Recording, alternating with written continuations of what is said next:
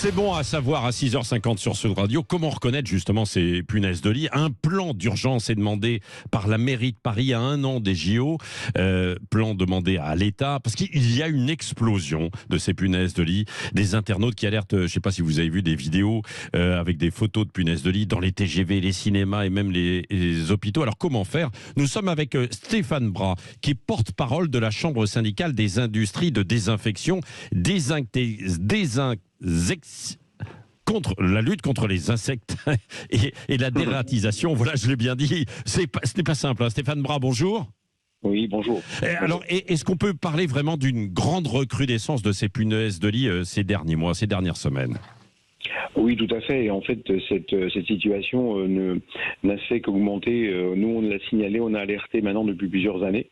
En réalité, parce qu'en tant que professionnel, tous nos adhérents de la CS3D, si vous voulez, sont de plus en plus sollicités, et d'une manière vraiment exponentielle ces dernières semaines particulièrement. Ouais. Comment on reconnaît alors une punaise de lit? On l'évoquait à l'instant là. En fait, ce que vous dites là est extrêmement important, c'est comment reconnaître, quand on a un ennemi, en quelque sorte, de mieux savoir la tête qu'il a, avant de savoir comment on va l'éliminer éventuellement. Ce qui se passe, c'est déjà ça se voit à l'œil nu, hein, c'est-à-dire que une punaise adulte, ça a une forme un peu ovale et ça ressemble à un pépin de pomme, on va dire, au niveau de la taille. Ouais. Donc voilà, il y a 5 stades, il y a des œufs qu'on voit pas facilement, mais on les voit quand même. Et puis après, vous avez ce qu'on appelle des larves, mais c'est des bébés, puis ensuite des jeunes, des ados, et après ça passe à l'adulte. Donc voilà, ces stades-là sont visibles à l'œil nu. Donc la nécessité, dans le plan dont vous parliez, probablement c'est déjà une pédagogie avec l'identification des photos, pouvoir identifier, pas confondre ça avec un autre insecte. Oui, c'est ça. Et alors quels sont les effets derrière? Ça se traduit comment quand on a des punaises de lit chez soi?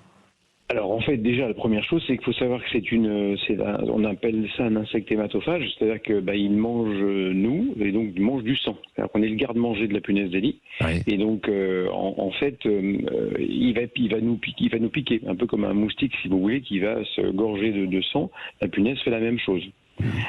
Donc les conséquences, c'est une piqûre, une démangeaison éventuellement, et selon les personnes, on réagit pas tous de la même manière à la piqûre d'un insecte. Et on va avoir des réactions extrêmement impressionnantes parfois, parfois un peu douloureuses parce que ça démange, et puis d'autres personnes ne vont absolument rien avoir. Ouais. Bon, et alors comment fait-on dans ces conditions alors? Comment s'en débarrasser? Alors, juste, je rajoute une chose, c'est que les conséquences, en fait, c'est des conséquences dramatiques. Souvent, c'est des effets psychologiques dévastateurs. Parce que nos clients, parfois, on récupère des clients en stress total, en dépression, en pleurs, mais pour réellement, hein, j'exagère pas le propos, parce qu'effectivement, avoir été harassé pendant des semaines et des semaines par les punaises de lit, on dort plus, on sait plus quoi faire, on essaie des méthodes un peu en automédication, et puis finalement ça ne marche pas, et le phénomène en attendant ne fait que croître. Alors que faire? En fait, vraiment le conseil que l'on donne nous en tant que professionnels, c'est justement faire appel à un professionnel, au moins pour prendre conseil.